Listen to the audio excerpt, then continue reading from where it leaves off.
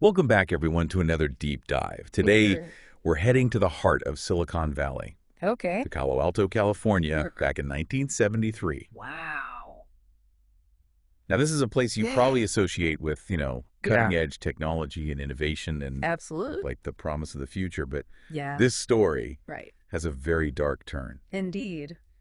We're going to be diving into the murder of Leslie Perloff, Okay. a case that went ice cold for over 40 years. Wow. What I think is so interesting about this case is this contrast between this idyllic setting Absolutely. and the brutal nature of the crime. Yeah. You've got Palo Alto, this hub of progress, Yeah. set against this horrific murder mystery. It's a strange juxtaposition for sure. And then on top of that, Yeah. the case was eventually solved using technology that wasn't even imaginable back in 1973. Right. Forensic genealogy. Yeah. It really is like something out of a sci-fi novel. Absolutely. But it's real. Yeah. And it helped bring Leslie's killer to justice. Wow. That's amazing. So we've got a lot to unpack today. Yeah. We've got police reports, court transcripts, interviews, Wow. just a mountain of information to sift through. Okay. Our mission today is to really retrace the steps of the investigation, examine the evidence, Okay. and ultimately understand how Leslie's killer was finally caught. It's a big task, It is. but I think we can handle it. I think so too. Yeah. It's important, I think, to kind of set the scene a little bit. Okay. We're talking about the 1970s, particularly in California. Yeah. This was a time that was marked by a string of high-profile Absolutely. serial killer cases. Yep. Of course. I mean, you think about the Zodiac killer, Ted Bundy. Yeah. There was this atmosphere of fear and uncertainty Right. that undoubtedly impacted how Leslie's case was perceived and investigated. For sure. So just imagine, right? You're in Palo Alto in 1973. Okay. The energy of Silicon Valley is palpable. Mm-hmm. Stanford University is just buzzing with intellectualism. Right. But at the same time, there's this undercurrent of anxiety, Yeah. knowing that these dangerous individuals are out there. Yeah. So it's this really chilling juxtaposition. It's very much a true crime kind of vibe that we see a lot, Sure. where it's like a nice place, Yeah. but then there's this really horrible thing that happens. Right. It's just hard to reconcile the two. Absolutely. Yeah. So into this world steps Leslie Perloff. Okay. She's 21 years old, Mm-hmm. recent Stanford grad. Okay. She's got this passion for art and literature. Right. She's really Yeah. got her whole life ahead of her. Sounds like a really bright, like, Yeah. like a bright spark full of potential. Yeah. Yeah. It's devastating to think that her life was cut short Yeah, so brutally. it really is. That's awful. So on February 13th, Leslie leaves her job at the Stanford Law Library. Mm-hmm. She's planning to visit an old quarry in the hills west of Stanford. Okay. It's a place that she loves. Yeah. She wants to find the perfect spot Mm-hmm. to commission a painting Oh, as a gift for her mother. that's really sweet. Yeah, it really speaks volumes about her character. Absolutely. It suggests that she's Yeah. a thoughtful and caring person, Yeah. deeply connected to her family, Right. and it just makes what happened next Yeah. all the more tragic. For sure. Absolutely. Yeah. So Leslie sets off in her orange Chevy Nova. Mm-hmm. Can you imagine an orange car? That's a bold choice. I know, right? Yeah. And she heads for the quarry. Okay. Hours pass, and she doesn't come home. Mm-hmm. Her mother naturally starts to get worried, Right. starts calling around. Yeah. Now, Leslie was known for her routines. Okay.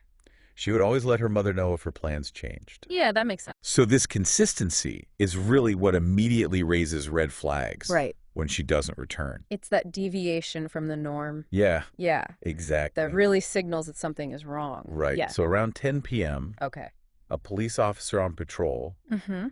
spots Leslie's car. Okay. It's still parked near the quarry. Right. It's late.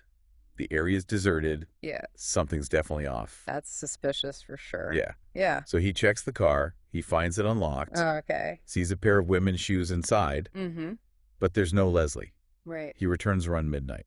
Okay. The car's still there. Mm-hmm. Still no Leslie. Oh, wow. That's when he contacts the registered owner, Right. Leslie's mother. Yeah, I can't imagine getting that call. No, That must have been terrifying. absolutely. Yeah. So as the search for Leslie intensifies, Okay. they receive a tip. Mm-hmm. It comes from another off-duty officer. Okay. He remembers seeing Leslie's car earlier that day, parked next to beige or tanned vehicle. Mm-hmm. There was a man standing between them. Okay.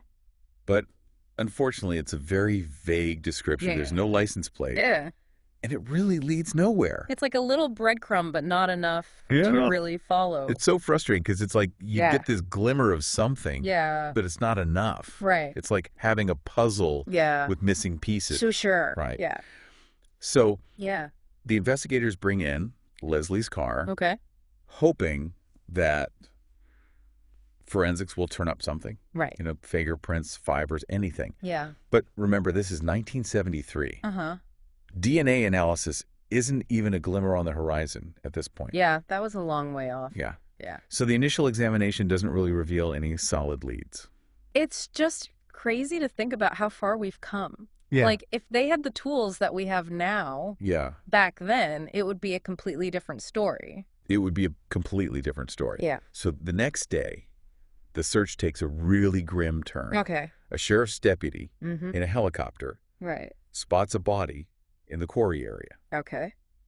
Sadly, it's not Leslie. It's the body of a young man who appears to have died from a self-inflicted gunshot wound. Oh, wow. That's devastating. It's really a devastating discovery. Yeah. Because, you know, you have this potential lead and it turns into a separate tragedy. Yeah. It just underscores how multiple stories absolutely can intersect within an investigation. And often do. They do. Yeah. So, of course, they have to consider whether this man was involved in Leslie's disappearance, especially given the isolated location. For sure. So they look into his background, speak to his girlfriend, and it turns out he was actually at home when Leslie went missing.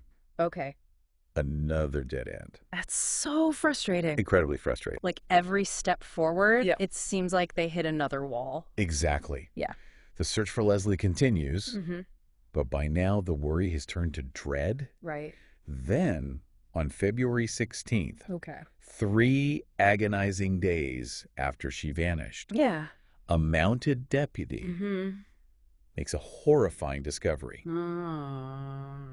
He finds Leslie's body. And this is where the story takes an even darker turn. Okay. The details of the crime scene are really critical. Yeah. But I do want to warn you, they are disturbing. I understand. But it's important to kind of understand the brutality of what happened to Leslie. Absolutely. So she was found partially unclothed, face down, under an oak tree. Right. She had been severely beaten. Oh, my gosh. Her pantyhose and underwear were stuffed in her mouth. Wow. And a scarf was tied tightly around her neck. Oh, man. That was the ligature that was used to strangle her. It's just awful. It is. Now, the level of violence here and the specific way her body was left are very significant. Yeah. This wasn't just a random act. Right. This was personal, controlled, almost ritualistic. Yeah, it's like they're trying to send a message almost. Exactly. Yeah, it's very disturbing.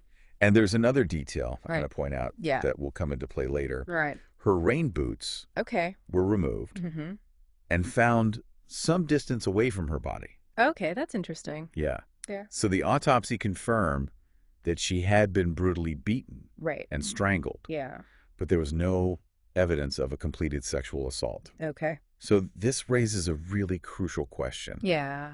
Was Leslie able to fight off her attacker? Right. Or was she killed before he could carry out his intentions? That's a chilling thought. It is. Yeah. It adds another layer of complexity to the case. For sure. So they meticulously collect every piece of evidence they can. Okay. Hair, fibers, and most importantly, scrapings from under her fingernails. Right.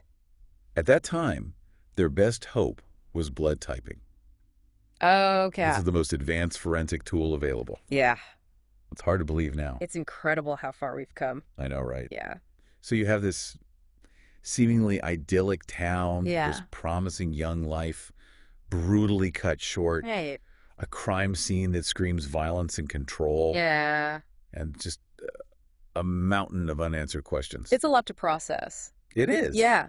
It is. So we left off with Leslie's case growing cold, Yeah. despite the investigators' best efforts. Yeah. They just couldn't connect the dots with the limited technology they had at the time. Yeah, it's understandable. But about a year later, Okay. another horrifying crime shook the Stanford area. And the parallels to Leslie's murder were impossible to ignore. Okay. This is where the story, I think, takes a turn that will send chills down your spine. Okay, I'm ready. So March 24th, 1974, a young woman named Janet Taylor was visiting friends at Stanford. All right. Now, Janet was the daughter of the university's athletic director. Okay. That night, she decided to hitchhike home. Wow. It's hard to imagine now. Yeah. But back then, hitchhiking was a pretty common practice. Right. Especially in that part of California. Yeah. People just didn't fully grasp the dangers, I guess so, that were lurking. It was a different time. It was a different time. Yeah. Sadly, Janet never made it home. Oh, no. The next morning, her body was found on the side of Sand Hill Road. Okay. Just a few miles from where Leslie was murdered. Wow. And the similarities between the two cases were chilling. Okay. So I want to go into some details. I know they're disturbing, but they're important to understanding kind of what happened. Yeah. So both young women had been strangled. Oh, wow. Both showed signs of a possible sexual assault. And here's the detail that really set off alarm bells. Okay. They were both found with their shoes removed. Wow. And placed a distance away from their bodies. That's really strange. Yeah. That's really creepy. It is a very specific and unusual detail. Yeah. It's not something you see in just any murder. Yeah. Makes you wonder if it was. It makes you wonder, right? Yeah. Was it some kind of twisted ritual? Yeah, exactly. So in criminal profiling, we call this a signature. Okay. It's a unique element that a killer incorporates into their crimes, often for psychological reasons. Yeah. It's like a calling card. Yeah, that's a good way to put it. And in this case, it really strongly suggested a connection between Leslie and Janet's murders. That's scary. So you could imagine, right? Yeah. This discovery must have sent shockwaves through the community and law enforcement. I bet. The idea of a serial predator operating in the area is terrifying. Yeah. I mean, 2 young women murdered within a year. Yeah. In strikingly similar circumstances. Oh, right. Yeah. It's just recipe for panic. This recipe for disaster. Yeah. Yeah, for sure. So the investigations into both Leslie and Janet's murders continued. Okay. But leads were scarce. Yeah. And then just a few months later, in October of 1974, another murder occurred on the Stanford campus. Wow. This time, Arliss Perry. Okay. Arliss was a newlywed who was tragically sexually assaulted and stabbed to death inside a campus church. Oh, my goodness. So this third murder just amplified the fear I can imagine. that had gripped the community. Right. The big question was, were all 3 murders connected? Right. And if so, who was responsible? Yeah, that's a huge question. So the Stanford murders, as they became known, really cast a long shadow over the area. Right. But there were some key differences. Okay. Arliss was stabbed. Right. Leslie and Janet were strangled. Right. So this raised questions about whether there was one killer or multiple people involved. Yeah, makes sense. It's a critical distinction, right? Absolutely. Because it speaks to the complexity of investigating cases that might involve serial offenders. Right. Some elements align, suggesting a connection. Right. While others, like the method of killing, can throw investigators off the scent. Yeah, it's like a puzzle where some of the pieces don't quite fit. Exactly. Even though they look like they should. Yeah. Yeah. So despite their best efforts, the investigations into all 3 murders eventually went cold. His heartbreak. The evidence was stored away. Right. The files essentially shelved. Yeah. Leaving the families with agonizing unanswered questions. Yeah. And the community living with this unsettling feeling that a killer was still out there. Yeah. That would be hard to live with. It's heartbreaking. And unfortunately not uncommon in cases from this time period. Right. The technology just wasn't there to provide the answers they needed. Exactly. Yeah. It wasn't until 2016, over 40 years after Leslie's murder, that a new investigator decided to take a fresh look at the case. Okay. And this is where we see the incredible power of persistence and impact of advancements in forensic science. It's amazing how far we've come. It is. Yeah. So we ended on quite a cliffhanger with this discovery of John Arthur Getro, a man with a disturbing past. Right. We know that genetic genealogy linked him to Leslie Perloff's murder. But it turns out this wasn't his first brush with the law. Oh, no. His story takes us back to 1963. Okay. Gautreaux was living in Germany with his family. He was just a teenager when he murdered a young woman named Margaret Williams. Oh, wow. They were classmates. He walked her home from a school event, and tragically, things escalated, ending with Gautreaux strangling her. That's horrible. It's a chilling detail. You know? It's a seemingly ordinary interaction turning deadly. Right.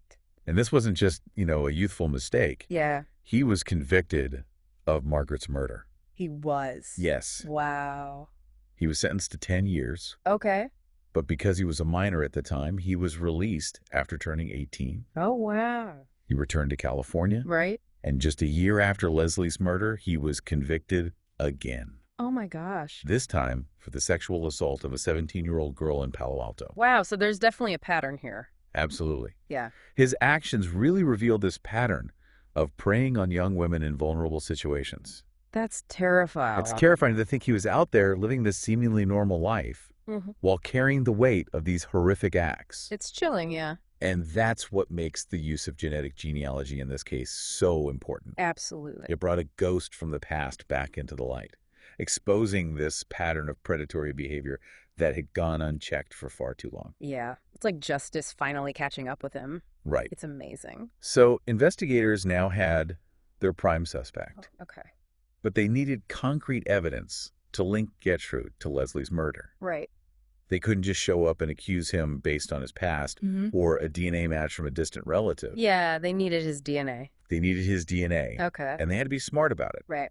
They needed to get a sample of his DNA without tipping him off or making him suspicious. Right, so it's like a delicate operation. Exactly. Yeah. So that's where, good old-fashioned police work came into play. Okay. They set up surveillance on Gautreaux, hoping to obtain a DNA sample discreetly. Okay. Imagine the pressure they were under. Yeah. Knowing they were so close to cracking this decades-old case, but needing to be so meticulous to avoid jeopardizing the investigation. I can't even imagine. Must have been intense. I bet. So they followed Gautreaux and his wife to a doctor's appointment. Okay. Then to a shopping center where he bought a cup of coffee. Right. One of the officers was sitting just a few feet away. Wow. Watching as he sipped his coffee and eventually tossed the cup in the trash. It's like a scene from a movie. I know, right? Yeah. Talk about a high-stakes moment. Yeah. One wrong move, and they could have lost their chance. Right. They had to be so careful. As soon as Gautreaux and his wife left, the officers swooped in and collected the discarded coffee cup. That's amazing. It is. The cup was sent to the crime lab for DNA analysis. Okay. And there it was. Yes. A perfect match to the DNA found under Leslie's fingernails. Wow. That's incredible. After nearly 50 years, they finally had their man. It's amazing how something as simple as a discarded coffee cup can be the key to solving a case like this. It really is. It shows you the power of both traditional investigative techniques and the incredible advancements in forensic science. Absolutely. So with the DNA match, they had the evidence they needed. Right. They arrested Gautreaux at his home. Okay. And Sergeant Cortez sat down with him for an interview. Now, this is where things get fascinating from a psychological perspective. Okay, I'm intrigued. Gautreaux initially claimed to have memory problems and couldn't recall many details. Oh, interesting. Memory problems, it's a common defense tactic. Yeah, I can see that. Suspects often hope that feigning forgetfulness will create reasonable doubt. Right, makes sense. But then he let slip a crucial detail. He referred to Leslie as a Stanford graduate, even though Cortez had never mentioned that Leslie went to Stanford. Wow, that's a big mistake. It is. It's what we call a slip-up. Right. Investigators often withhold key pieces of information. Yeah. Just to see if a suspect will inadvertently reveal something they shouldn't know. It's a classic interrogation technique. It is. And in this case, it worked. That's amazing. So despite his claims of memory loss, Gautreaux's comment revealed a familiarity with the case. Yeah, he kind of gave himself away there. Right. Cortez continued pressing, confronting Gautreaux with his past convictions. The murder in Germany, the sexual assault in Palo Alto. Okay. Gautreaux downplayed everything. Oh, of course he did. Insisted he couldn't remember much. Right. He even tried to deflect. Okay. By talking about his time as a Boy Scout leader and how he used to hike in the hills near where Leslie was found. Oh, Oh, interesting. It's interesting, right? Yeah. It's like he was trying to connect himself to the area. Yeah. Possibly hoping to create a sense of innocence or familiarity, but it really just strengthened the link between him and the crime scene. Right. It's like he was trying to outsmart the investigators, but he just ended up incriminating himself further. Exactly. It's like he's trying to plant seeds of doubt while simultaneously incriminating himself. It's fascinating how the mind works under pressure. It is. Cortez, of course, saw right through it. Yeah.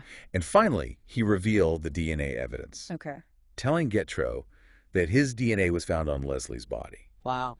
And that's when, the DNA evidence is irrefutable. Yeah, it's pretty much a slam dunk. It's a powerful tool that has transformed the way we investigate and solve crimes. Absolutely. But Getro's response was denial. Of course. He claimed he had no idea how his DNA could be there. Right. Insisted he didn't know Leslie. Yeah. And said it must be a mistake. I guess denial is a common reaction when faced with such overwhelming evidence. It is. It's a way for the suspect to protect their ego and maintain a sense of control in a situation where they feel powerless. That makes sense. Cortez gave Getro one last chance to come clean. Okay. To offer some explanation, anything. Yeah. But he refused. Wow. He demanded a lawyer, and the interview was over. It's like he just gave up. At that point, it became a waiting game for justice. Right. They charged Getro with Leslie's murder. But while awaiting trial, they reached out to investigators in San Mateo County, where Janet Taylor was killed. Oh, okay. They asked them to re-examine the evidence from Janet's case to see if there was any connection to Getro. It's amazing how solving one cold case can sometimes lead to breakthroughs in others. It is. And it really highlights the importance of collaboration and information sharing between law enforcement agencies. Absolutely. And it paid off. It did. It did. Wow. Remember that detail about Janet's ripped pants? Yeah. Well, when they tested the fabric, they found a match to John Getro's DNA. Oh, wow. That's incredible. Again, we see how the victim's fight, in this case, likely causing the rip in her clothing, provided this crucial piece of evidence that helped seal Getro's fate. It's a powerful reminder that even in the face of unimaginable terror, resistance can make a difference. So Getro was now facing charges for 2 murders. Wow. Leslie and Janet. Right. He went to trial for Janet's murder first. Okay. And the jury found him guilty in less than an hour. Wow, that's a quick verdict. It is. It really speaks to the strength of the evidence against him. Absolutely. He was sentenced to life in prison without the possibility of parole. That's good. He deserves to be behind bars. He does. Then, in January of 2023, almost 50 years after Leslie's murder, Getro pleaded guilty to her murder, sparing her family the ordeal of another trial. Oh, wow. He was given another life sentence, ensuring that he would never hurt another woman again. It's a bittersweet victory for sure, you know? It is. Justice was finally served, but it came at an unimaginable cost. Absolutely. At Getro's sentencing, Leslie's sister, Diane, delivered a powerful impact statement. Okay. She spoke about how Leslie's murder had shattered their family. Yeah. How she could never wear a scarf again because the scarf used to strangle Leslie had been hers. Oh my gosh, that's heartbreaking. And how she lived with this constant fear of walking alone. I can't imagine what they've been through. It's a reminder that behind the headlines and the court cases are real people whose lives have been forever changed by these senseless acts of violence. It's important to remember that. Leslie Perloff and Janet Taylor were more than just victims in a cold case file. Right. They were daughters, friends, sisters. Yeah. And their absence is still felt deeply by those who love them. Absolutely. So their stories really highlight the importance of persistence in investigations. Yeah. The incredible advancements in forensic science. Absolutely. And the potential of genetic genealogy to bring a sense of closure and justice to families who have waited decades for answers. It's amazing how technology can be used for good like that. It is. Thank you for joining us on this deep dive into the case of Leslie Perloff. It was really fascinating. It's a case that reveals the dark side of human nature. Yeah. The dedication of those who seek justice. Absolutely. And the power of science to uncover the truth, even after decades have passed. It's a powerful reminder that the truth always comes out eventually. It does.